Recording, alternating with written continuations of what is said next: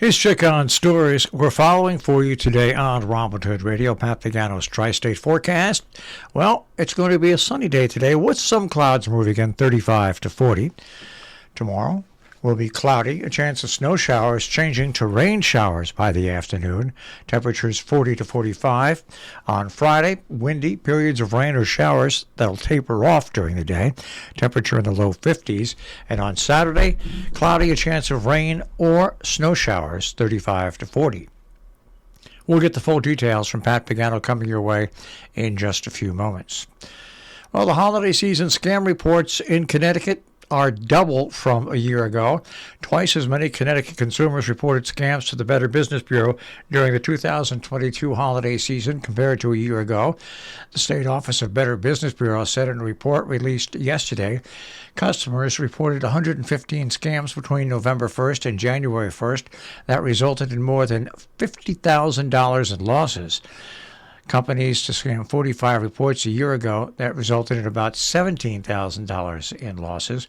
Reports said that 55% of consumers who reported a scam said they did not lose money, while 45% said they did.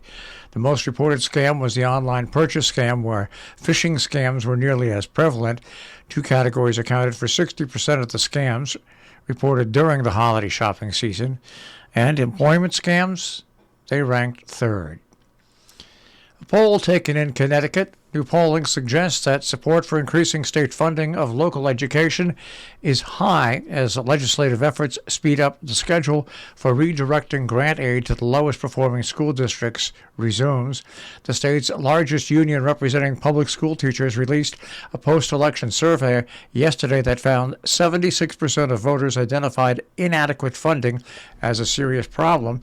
The Connecticut Education Association also reported 63% of voters surveyed said funding to public schools is not enough to meet schools' needs.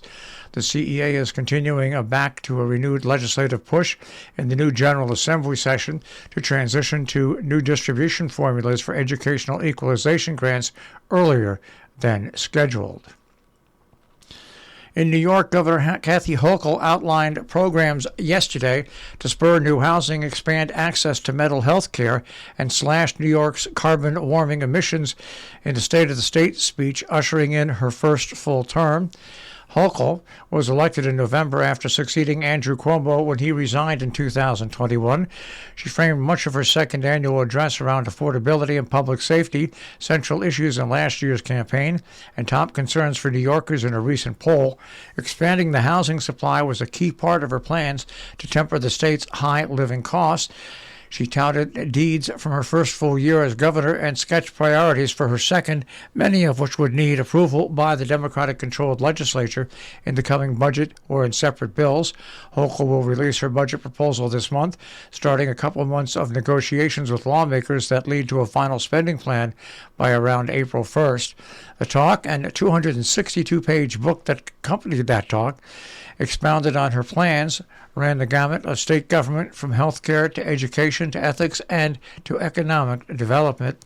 Her strategy includes a proposal that may rank local officials in home rule state housing growth targets that municipalities must meet or be overridden later by the state. New York City and downstate municipalities would have to approve 3% increases in their housing stock over 3 years. Localities in the rest of the state would have to expand housing by about 1%. Once again, it's back to Airbnb in Great Barrington as registration fees are raising hackles. Airbnb hosts Great Barrington say a $200 a year registration fee is yet another drain on their profits.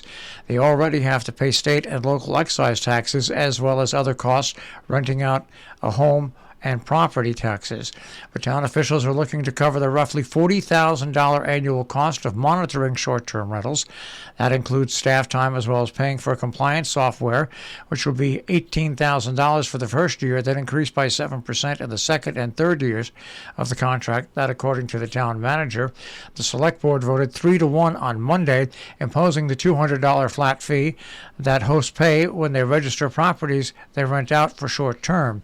Board member Garfield Reed abstained. Board Vice Chair Lee Davis voted no because she wanted the annual fee to be $250. The town is now putting its new short-term rental regulation into motion after voters approved the bylaw at its annual town meeting in June. The regulation went into effect on January 1st.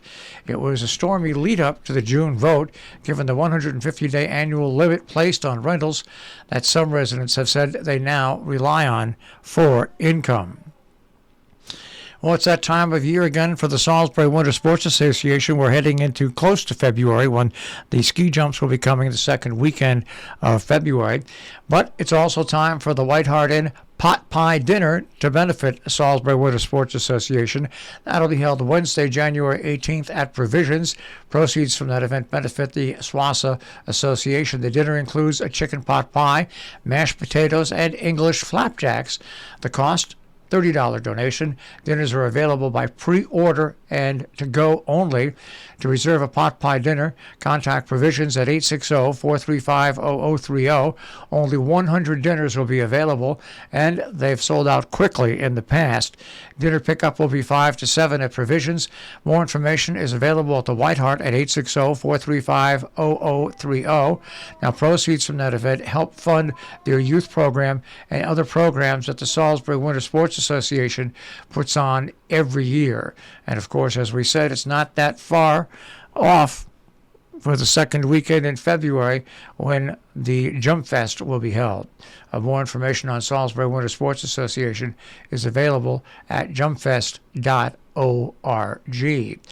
Taking a look at some meetings that are going on this week in our area, today especially. Taking a look around the towns, very little is going on today. Tomorrow, the Board of Finance quarterly meeting has been canceled in Salisbury. A reminder that in North Canaan, the public parking ban on all town roads extends to March 31st. During any storm, there's a $50 ticket. Cars will be towed, and no parking in municipal parking lots during storms. They remind you that don't push your snow from your driveway into the roads, as that creates a hazard. Coming up tonight, the Falls Village Recreation Commission has their regular meeting. That is at 7 p.m. In Sheffield, Massachusetts, the Board of Health is meeting at 5:30. By the way, there's also coming up in our area in Millerton, the Planning Board has their meeting. That is tonight, and that is at 7 p.m. Our business brief is underwritten by Morgan's at the Interlaken, interlakeninn.com. At Morgan's, you'll find dinner specials nightly. They have a tapas and regular menu. You'll find them on Facebook and Instagram, as well as interlakeninn.com. And by Salisbury Bank, salisburybank.com. The Dow Jones Industrial Average will start off today at 33,836.61, the S&P 500 at 3940.25, and the NASDAQ at 11,279.24. We'll take a look at that tri-state forecast. That'll come your way in just a few moments.